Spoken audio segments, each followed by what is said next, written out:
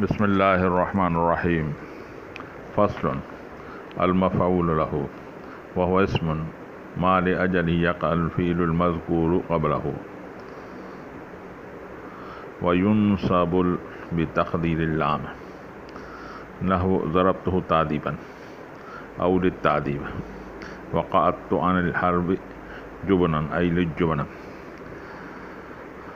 منصوبات کا ذکر کر رہے ہیں، اس میں آ جا رہا ہے مفعول لہو۔ مفعول لہو کیا ہے، اس کی تعریف خود کر رہا ہے۔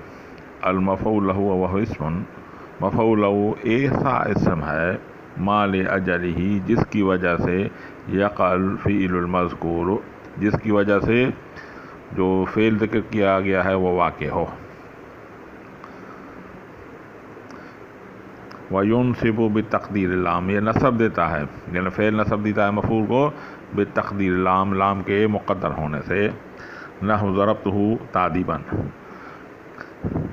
مارا میں نے اس کو ادب سکھانے کے لیے، ایل تعدیب یعنی ادب سکھانے کے لیے۔ وقعدت عن الحرب جبنا، بیٹھا میں جنگ سے بزدلی کی وجہ سے۔ بھائی مفعول لہو ایک مصدر ہے جو فعل کے بعد واقع ہوتی ہے، وہ ایسا اسم ہے جو فعل کے بعد واقع ہوتا ہے، اور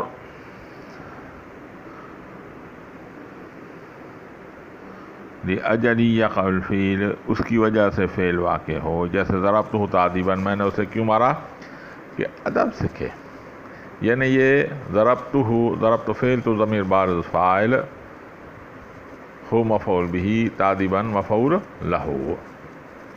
تو مفعول لہو مصدر ہے جو فعل کے بعد واقع ہوتی ہے اور جس کی وجہ سے فعل واقع ہو۔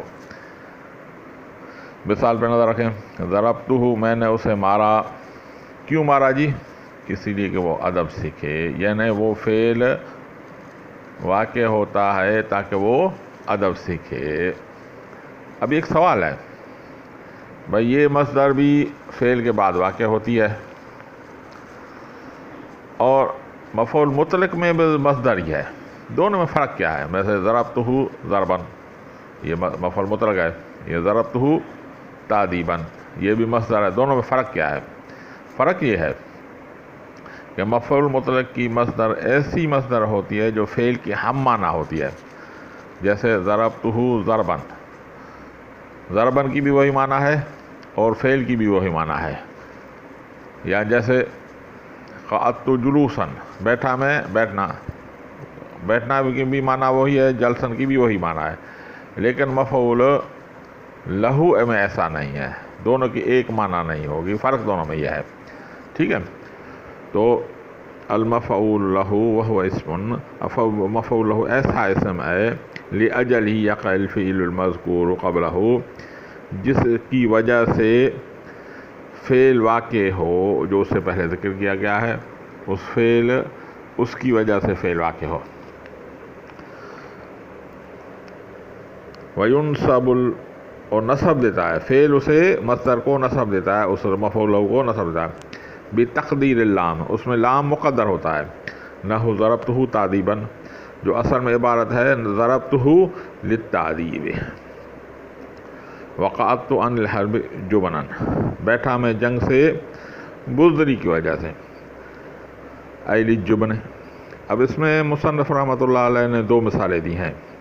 ایک مثال یہ ہے جس میں فعل پہلے واقع ہوتا ہے اور یعنی فعل سبب ہے اور مسبب بعد میں ہوتا ہے، جیسے ضربتہ تادیبا، پہلے ضرب ہوئی پھر ادب سیکھا، ٹھیک ہے؟ دو مختلف باب ہیں اس میں مفعول ہو گئے۔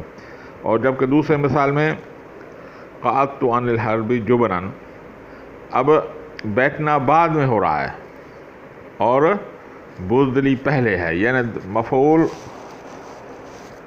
مطلق ایسا ہے، مفعول لہو ایسا ہے جس میں بزدلی پہلے آ رہی ہے اور بیٹھنا بعد میں آ رہا ہے۔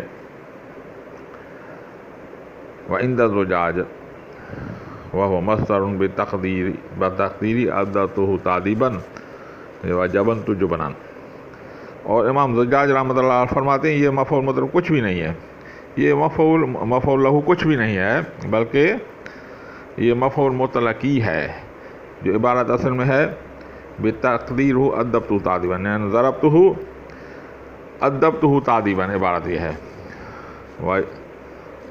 وقعت عن الحرب جبنت جبنا، یہ اصل میں عبارت ہے۔ ہم کہتے ہیں بھائی آپ کی بات بول تو رہے ہیں، لیکن یہ اتنی ہر ایک مثال میں ہم تعویل کرتے جائیں گے تو پھر ایک مثال دوسرے مثال میں خلط ملط ہو جائے گی، اس لیے اس تعویل کی ضرورت نہیں ہے، بلکہ اس کو مفعول لہو ہی رہنے دیجیے۔ ٹھیک ہے جی، دوبارہ پڑھ لیتے ہیں۔ افر مفعول لہو وہو اسم، مفعول لہو ایسا اسم ہے لأجل یقع الفعل المذکور، جس کی وجہ سے یہ فعل جو ذکر کیا گیا ہے واقع ہوتا ہے۔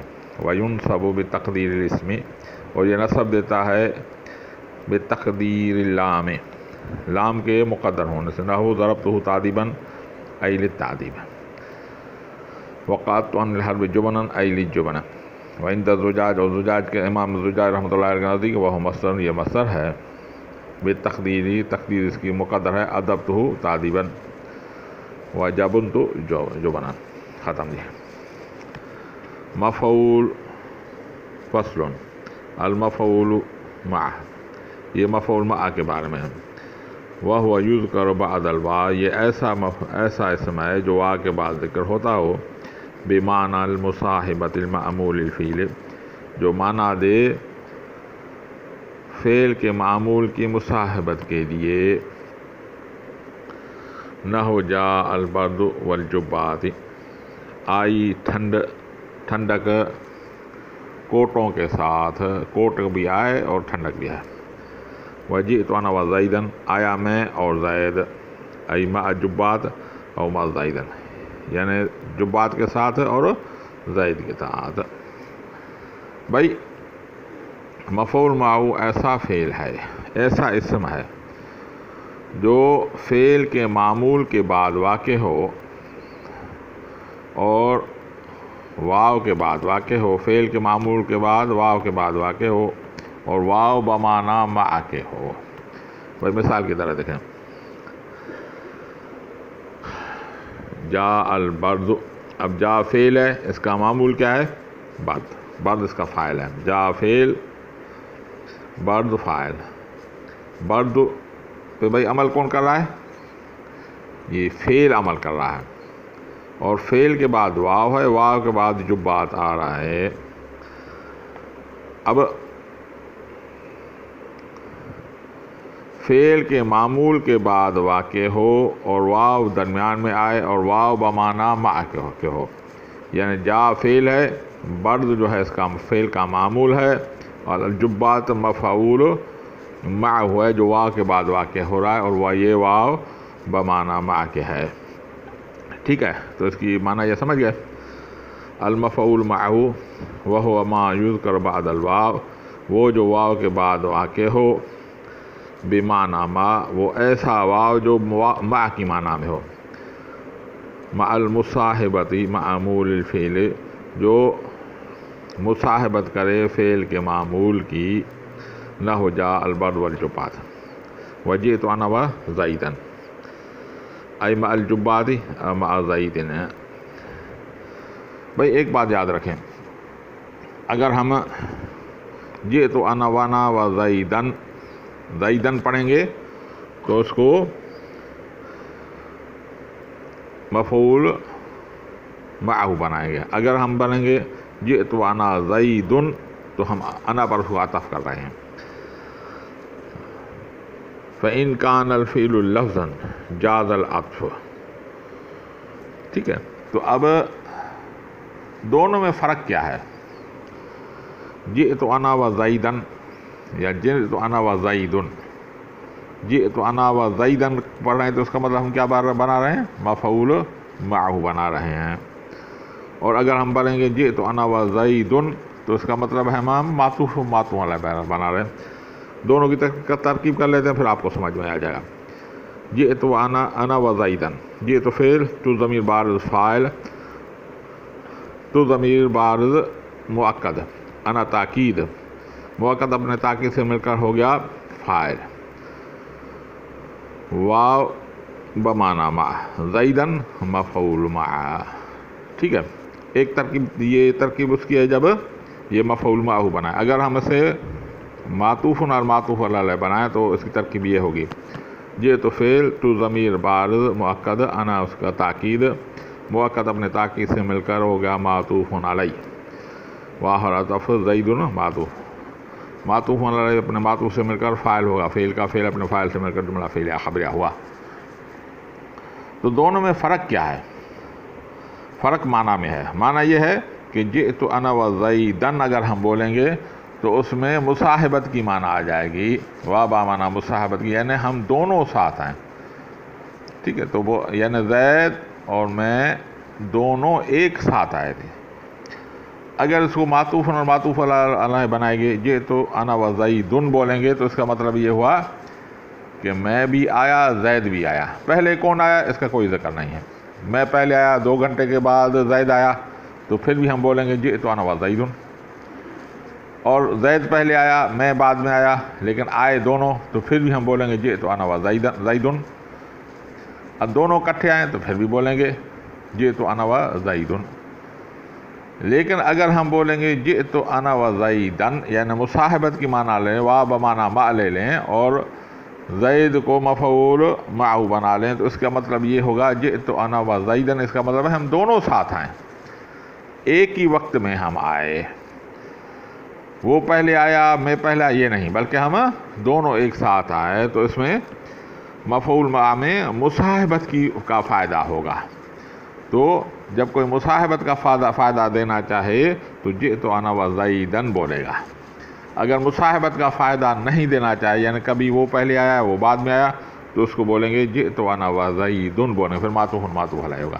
بات سمجھ میں آ گئی؟ ختم جی. فإن كان الفعل لفظا جاز العطف ويجوز فيه الوجهان والنصب والرفع. بھائی اب یہاں پہ ایک مسئلہ بتا رہا ہے. بھائی فعل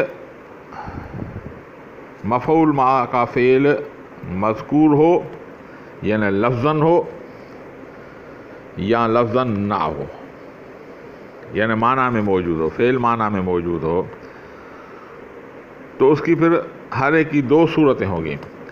عطف جائز ہے یا نہیں ہے. اگر عطف جائز فعل لفظاً میں موجود ہو اور عطف جائز ہے تو پھر دونوں صورتیں جائز ہوں گی. یعنی اگر ہم عطف دینا چاہیں تو بھی جائز، اگر مفعول معہ بنائیں تو پھر بھی جائز ہے. فعل لفظوں میں موجود ہو اور عطف جائز نہ ہو تو پھر مفعول مطلق ہی بنائیں گے. دوسری صورت، فعل لفظوں میں موجود نہ ہو، فعل معنی میں ہو اور وہاں پہ عطف جائز ہو تو عطف ہی تعین ہوگا، پھر عطف ہی دیں گے، معطوف و معطوف علیہ نہیں بنائے گے جی. ہاں اگر عطف جائز نہ ہو تو پھر معطوف و معطوف علیہ، اگر عطف جائز نہیں ہے تو پھر مفعول معہ ہی بنائیں گے. مثال سمجھ میں آ گیا، یعنی بات سمجھ میں آ گئی. پہلی صورت یہ کہ فعل لفظوں میں موجود ہو، اس کی 2 صورتیں، عطف دے سکتے ہیں یا نہیں دے سکتے. دوسری صورت یہ کہ فعل لفظوں میں موجود نہ ہو بلکہ معنی میں ہو، تو اس میں بھی 2 صورتیں، عطف دے سکتے ہیں یا نہیں دے سکتے. اس کی مختلف احکامات ہیں جو ہم تفصیل سے ابھی پڑھ رہے ہیں. وَإِن كَانَ الْفِعْلُ لَفْظًا، اگر فعل لفظوں میں موجود ہے، وَجَازَ الْعَطْفُ اور اس میں عطف جائز ہو، يَجُوزُ فِيهِ الْوَجْهَانِ پھر اس میں دونوں صورتیں جائز ہے. النصب والرفع، نصب بھی دے سکتے ہیں اور رفع بھی دے سکتے ہیں. نصب دے سکتے ہیں معنی مفعول معہ بنائیں گے، رفع دیں گے یعنی ہم معطوف اور معطوف علیہ بنا رہے ہیں. جیسے جئت انا و زیدن، یہ بھی پڑھنا جائز ہے، جئت انا و زیدن پڑھنا بھی جائز ہے. یہاں پہ معطوف اور معطوف علیہ بنایا جا سکتا ہے تو اس کو دونوں صورتیں جائز ہیں.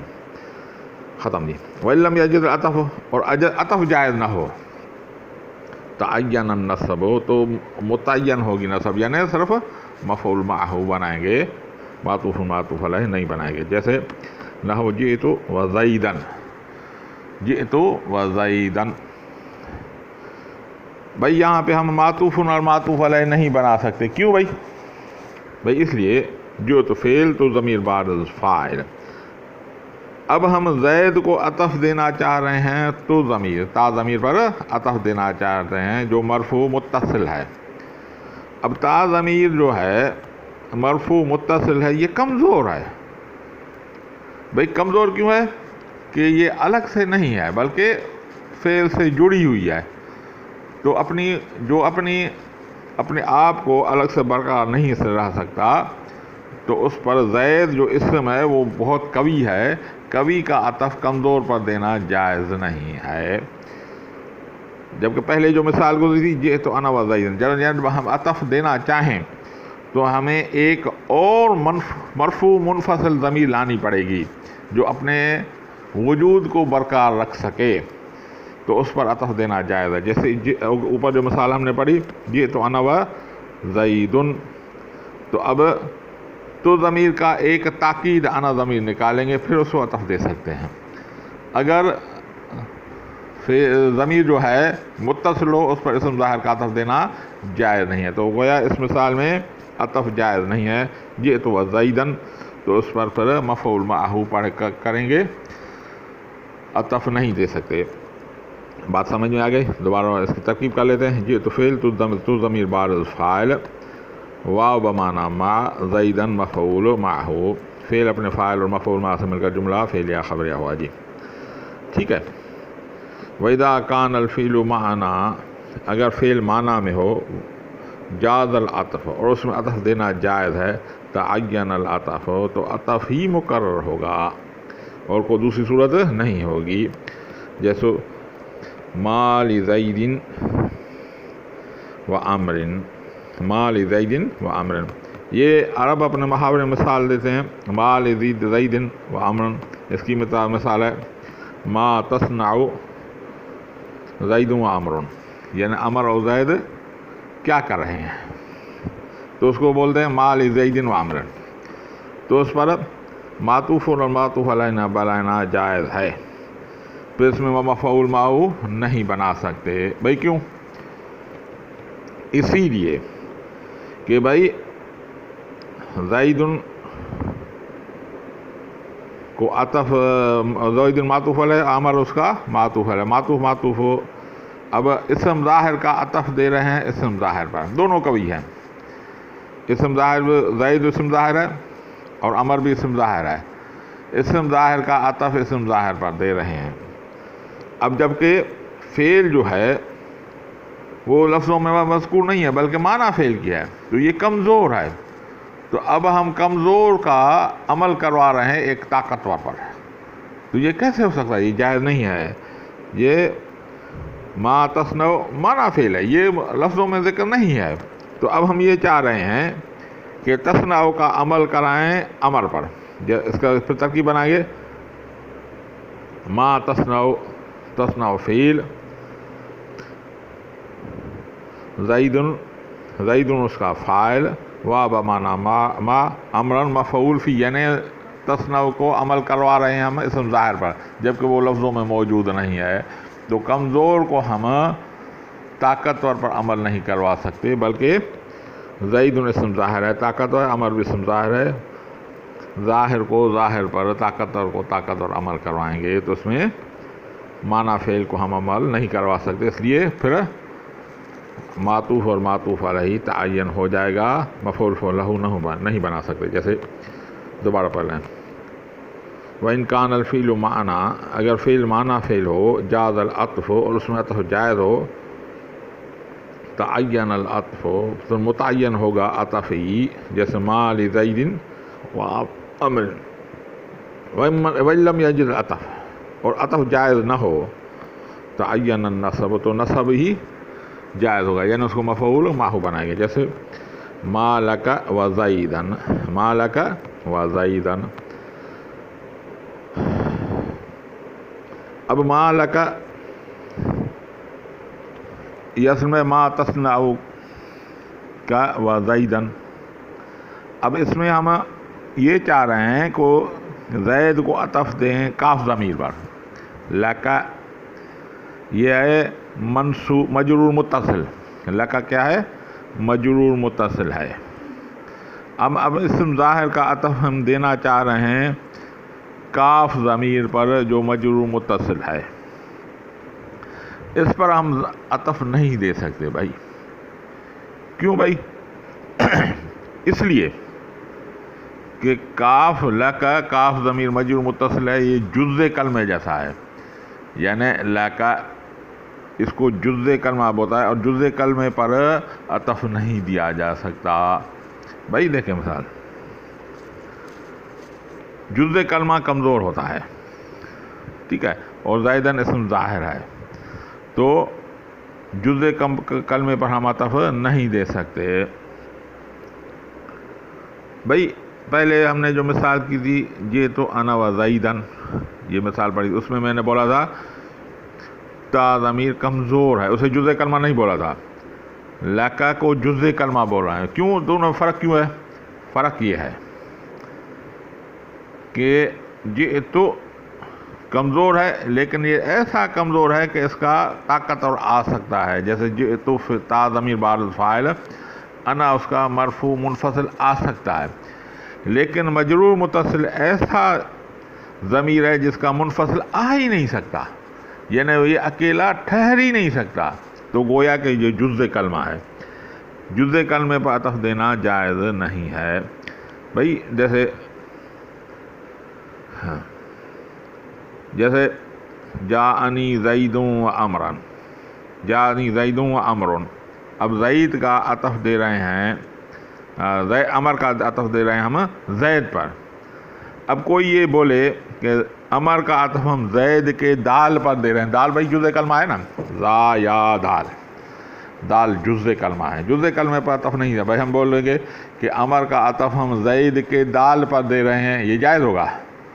نہیں جائز ہوگا، بلکہ امر کا عطف زید پی پر ہی ہو سکتا ہے، پورے پر۔ اسی طرح لکا جو ہے، لکا کاف جزء کلمہ جیسا ہے، جزء کلمے پر اسم ظاہر کا عطف نہیں ہو سکتا، تو اب صرف ایک ہی صورت بچی ہے کہ ہم معنی فعل کو ہی عمل کرائیں، یہ زیادہ اچھا ہے بنسبت اس کے کہ جزء کلمہ پہ ہم عطف کرائیں، حالانکہ معنی فعل کمزور ہے جیسے پہلے ہم نے بول کرائے، لیکن دوسری صورت باقی نہیں رہتی، تو اس لیے یہی کرنا پڑے گا، ما لک و زیدن، یعنی زید کو مفعول ماہو بنائیں گے، وما شانک و امرن، ما شانک و امرن، اس میں بھی امر کو ہی مفعول معہ بنائیں گے، یعنی ما شانک کیا تمہارا حال ہے، اور امر کا، ٹھیک ہے۔ اب ہم شانک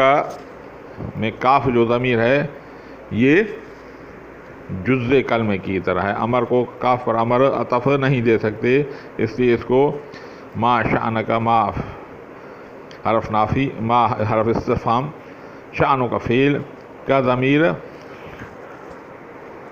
مفعول، وا حرف عطف، امرن مفعول معہ، یعنی اس کو کاف پہ ہم عطف نہیں دے سکتے، اس لیے امر کو مفعول معہ ہی بنائیں گے۔ بھئی یہاں پہ ایک اعتراض وارد ہوتا ہے، بھئی شانو کا، شانو اسم ہے نا، تو بھئی ہم کوئی اعتراض کرے امر کو، بھئی اسم پر عطف دے دو، ضمیر پہ کیوں دے رہے ہو؟ یعنی شانو کو معطوف علیہ بنا، امرن کو معطوف بنا لے۔ بھئی اگر یہ ہم کریں گے تو پھر معنی خراب ہو جائے گی۔ اب پوچھنے والا کا حال پوچھنا ہے، تمہارا حال کیسا ہے اور امر کا حال کیسا ہے، اگر ہم اس کو عطف بن دے دیں تو شانو کا پر، تو اس کی معنی ہو جائے گی کیا حال ہے تمہارا اور کیا امر ہے، ٹھیک ہے، تو یہ معنی خراب ہو جائے گی، اس میں شانو پر عطف نہیں دے سکے، نہ ہم شانو پر عطف دے سکتے ہیں اور نہ کا پہ عطف دے سکتے ہیں، تو پھر تعین یہ ہو جائے کہ ہم اس کو مفعول معہ بنائیں گے، ما شانک و امرن، لأن المعنی ما تصنع، کیونکہ ما لک و زیدن کی جو معنی ہے ما تصنع کا و زیدن، یہ اس کی معنی ہے، واللہ اعلم بالصواب۔